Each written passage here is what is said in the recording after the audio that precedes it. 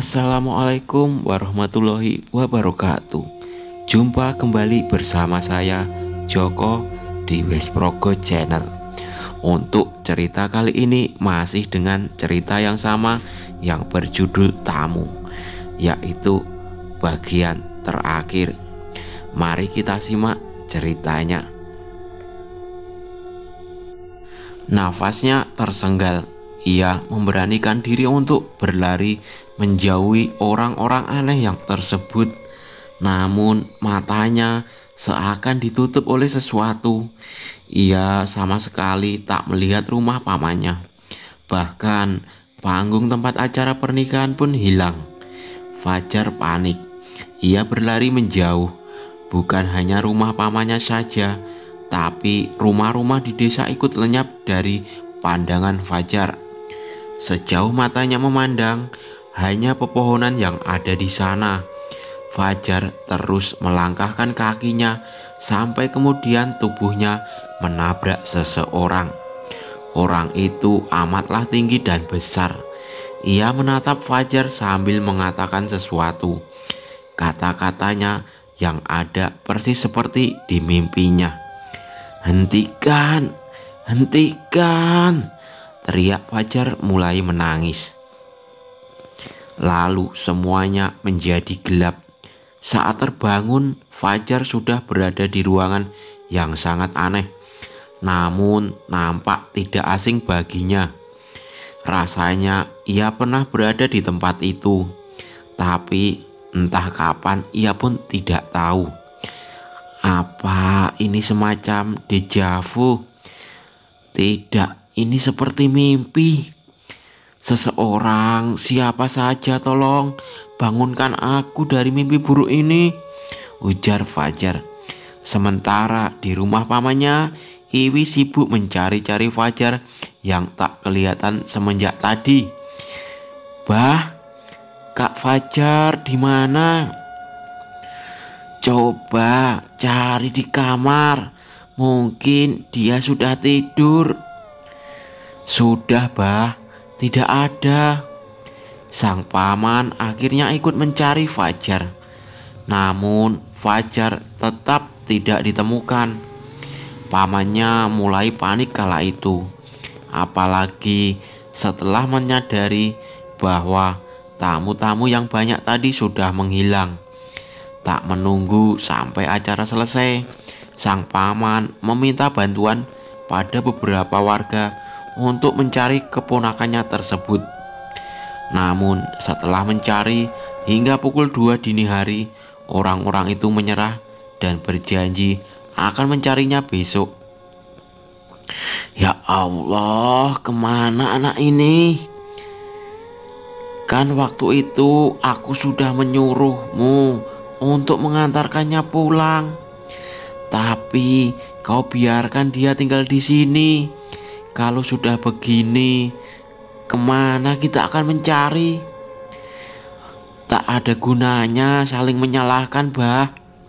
Sekarang kita pikirkan saja untuk menjemput Fajar," ujar Ulpi menengahi. "Kalau hanya berkata itu mudah, Pi. Masalahnya sekarang, kemana kita meminta bantuan untuk menjemput Fajar? Kai Saule bahkan sudah lama meninggal.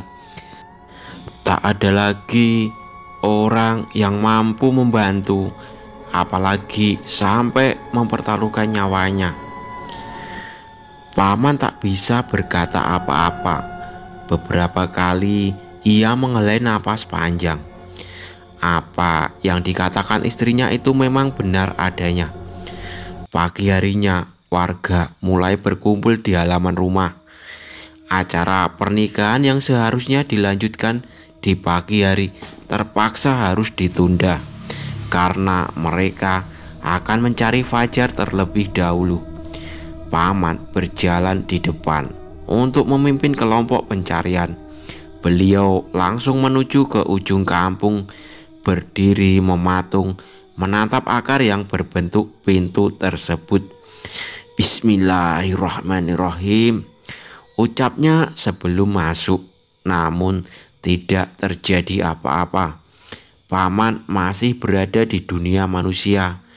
Bahkan setelah beberapa kali mencoba keluar masuk akar tersebut, beliau tetap tidak berpindah. Kau yakin dia mau dibawa oleh Halimun? Ya, karena dulu Kai Saulek juga bilang bahwa anak itu pasti akan diincar. Paman Fajar terduduk di dekat akar tersebut sambil menangis, menyesal karena sudah membiarkan Fajar tinggal di desa itu. Di waktu yang bersamaan, di rumah paman, orang tua Fajar rupanya datang untuk menghadiri pernikahan Ulfi. Mereka yang tak tahu kalau Fajar datang ke sana nampak bingung melihat pengantin yang tidak berhias. Apa kami datang terlalu awal? Wah, syukurlah.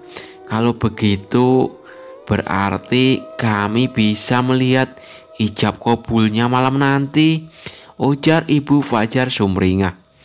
Bibi yang mendengar perkataan itu seketika menangis. Ia tak tahu harus bercerita dari mana. Yang pasti saat itu Bibi terus-terusan meminta maaf kepada kedua orang tua Fajar. Setelah agak tenang, Bibi kemudian mulai menceritakan apa yang sebenarnya terjadi. Tidak mungkin Fajar membohongiku. Waktu itu dia mengatakan pada kami mau liburan bersama teman-temannya. Sungguh ibunya Fajar setengah tidak percaya. Maafkan aku, isak Bibi dengan terpongoh-pongoh. Ayahnya Fajar, Pak Solihin, segera keluar rumah untuk menuju ke kampung desa. Sesampainya di sana, ia melihat pamannya Fajar tengah duduk dan menangis. Allahu Akbar, ya Allah. Isak ayahnya Fajar tertunduk lemas. Paman berusaha menenangkan saudaranya itu. Tiba-tiba datanglah suami Ulfi beserta dengan seorang nenek-nenek berkebaya. Di mana gerbangnya? Tanya beliau. Semua orang yang berada di sana nampak kaget. Cepat, kalau tidak pemuda tersebut akan dinikahkan dengan gadis dari bangsa Halimunan. Kalau sudah dinikahkan, dia tidak akan bisa kembali ke dunia ini. Itu di situ, tunjuk paman cepat. Jari-jarinya gemetar. Mana pinangannya? Ujar si nenek pada suami Ulfi yang membawanya banyak sekali pinangan. Si nenek melangkah menuju ke pintu yang merupakan gerbang penghubung antara dua dimensi tersebut. Beliau mengeluarkan sepasirihnya lalu melangkah masuk. Dan anehnya, beliau menghilang dari pandangan orang-orang. Sama seperti Kai Saulek pada 15 tahun yang lalu. Fajar yang berada di ruangan itu mendengar tawar-menawar untuk dirinya. Seorang laki-laki bertubuh besar membuka pintu dan menariknya keluar. Rupanya nenek itu menawarkan pinangan yang dibawanya untuk ditukar dengan Fajar. Aneh sekali, pikir Fajar. Tetapi mereka nampaknya sangat tertarik dengan tawaran pinangan tersebut. Sampai kemudian seorang laki-laki tua datang dan mengiyakan pertukaran tersebut. Setelah deal, si nenek lantas menarik tangan Fajar. Ikuti aku kalau kau ingin pulang, dan jangan sesekali menoleh ke belakang, ujarnya sambil terus melangkah keluar dari desa itu. Sepanjang jalan nampaknya berkabut, bau-bau aneh terus tercium. Jangan menengok ke belakang, atau kalau tidak kita berdua akan mati di sini, ujar si nenek lagi. Mendengar hal itu, Fajar tentu sangat takut. Bahkan ia berjalan sambil memejamkan matanya. Meski panggilan-panggilan di belakang terdengar mendayu-dayu, akhirnya mereka berdua berhasil keluar dari gerbang penghubung itu dengan selamat. Kabut telah menghilang.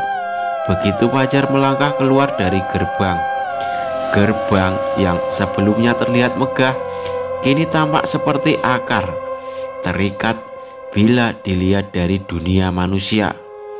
Fajar ambruk, ia jatuh pingsan.